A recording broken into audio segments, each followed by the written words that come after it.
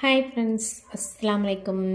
இன்றைக்கி வந்து சைட் டிஷ்க்கு வந்து மீல் மேக்கர் முட்டை பொடி மாஸ் தான் பண்ண போகிறேன். சரி, அதை செஞ்சிடலாம் ஃபஸ்ட்டே அப்படின்னு சொல்லிட்டுன்னு மீல் மேக்கர் நல்லா நான் ஊற வச்சுருந்தேன்.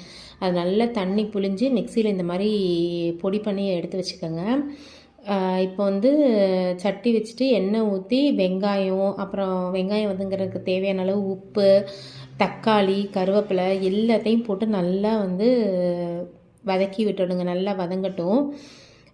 நல்லா வதங்கினதுக்கப்புறமா நம்ம வந்து இதில் வந்து சிக்கன் 65 தூள் இருக்கு இல்லையா, சிக்கன் 65 தூள் கொஞ்சமாக ஒரு அரை ஸ்பூன் உங்கள் காரத்துக்கு தகுந்தாப்பில் போட்டுக்கோங்க. அப்புறம் மிளகாத்தூள், அப்புறம் மஞ்சள் தூள் கொஞ்சமாக போட்டு நல்லா வந்து வதக்கி விட்டுருங்க. வதக்கி விட்டதுக்கப்புறமா நம்ம அரைச்சி வச்சுருக்கோம்ல அந்த மீல் மேக்கரை க்ரஷ் பண்ணி வச்சுருக்கோம்ல, அந்த மீல் மேக்கரை வந்து இதில் ஆட் பண்ணிடணும்.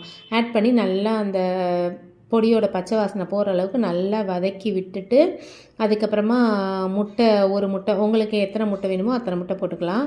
நான் வந்து இன்றைக்கி ஒரு முட்டை தான் அப்படின்னு சொல்லிட்டுன்னு ஒரு முட்டை நல்லா போட்டு நல்லா வந்து சுருளை கிண்டணும்னு சொல்லுவாங்கள்ல, அந்த மாதிரி நல்லா உதிரியாக வர்ற அளவுக்கு நல்லா கிண்டணும். உங்களுக்கு வேணும்னா கொஞ்சம் பெப்பர் தூள் போட்டுக்கலாம். ஆனால் இதுவே கொஞ்சம் காரமாக இருந்தனால பெப்பர் தூள் வந்து போடலை.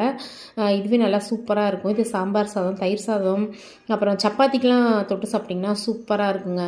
இன்றைக்கி வேறு சனிக்கிழமையா, நம்மளுக்கு தூங்கி எந்திரிக்கவே கடுப்பாக இருந்துச்சு. ஏன்டா இன்றைக்கி ஸ்கூல் வைக்கிறாங்க அப்படின்னு சொல்லிட்டு இருக்கோம்.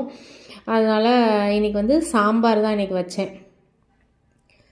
சாம்பார் வச்சு முருங்கைக்காய் மாங்காய் சாம்பார் எத்தனை பேர்த்துக்கு ரொம்ப பிடிக்கும்? கத்திரிக்காயெல்லாம் போட்டு முருங்கைக்காய் மாங்காய் சாம்பார் எத்தனை பேர்த்துக்கு ரொம்ப பிடிக்கும்? இங்கிட்டு சாப்பாடும் கோச்சிகிட்ருக்கு. இங்கிட்டு பாருங்கள், முருங்கைக்காய் போட்டேன். சாப்பாடு வந்து ஒரு பக்கம் இன்றைக்கி ஏன் நிறையா வச்சுருக்கேன்னா, இன்றைக்கி சாம்பாருங்கனால இன்றைக்கி பசங்க 2 பேரும் வந்து நைட் சாயந்தரம் வந்து சாப்பிடுவாங்க ஒரு ரவுண்டு. அது சாம்பார்னால் எப்படி தான் அவங்களுக்குலாம் பிடிக்குதுன்னே தெரில.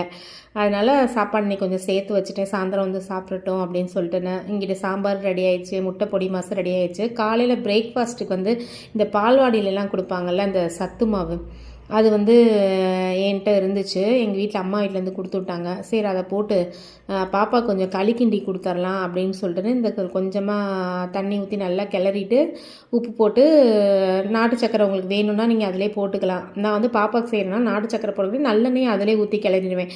நம்ம தனியாக நல்லெண்ணெய் ஊற்றி கொடுத்தா அந்த டேஸ்ட்டுக்கு சாப்பிட மாட்டாங்க. இதிலே போட்டு கிளறி கொடுத்தோம்னா சாப்பிட்ருவாங்க. இங்கே பாருங்கள், சூப்பராக இருக்கும் இது. தம்பிக்கு ஆஸ் யூஷுவல் எப்பயும் போல் தோசையும் சாம்பாரும் வச்சு கொடுத்தாச்சு. பசங்களுக்கும் லஞ்சும் கட்டியாச்சு. அவங்களும் கிளம்பிட்டாங்க. எங்கள் பாப்பா இன்றைக்கி ஸ்கூலுக்கே போக விருப்பம் இல்லாமல் போகுது. சனிக்கிழமைனா அவங்கள கிளப்புறது பெரும் பாடு. என் பையன் கிளம்பிட்டான், எங்கள் பாப்பா சோகமாக கிளம்பி போகுது அப்படியே நின்று. அதுக்கப்புறம் நான் வந்து துணியெல்லாம் எங்கள் வீட்டுக்காரர் ஏற்கனவே வந்து அவர் துணியை துவைச்சி போட்டு போயிடுவார். டெய்லியும் துவைச்சிடுவார். நான் வாஷிங் மிஷினில் போட்டதை காய வைக்க போகிறேன். பாய்.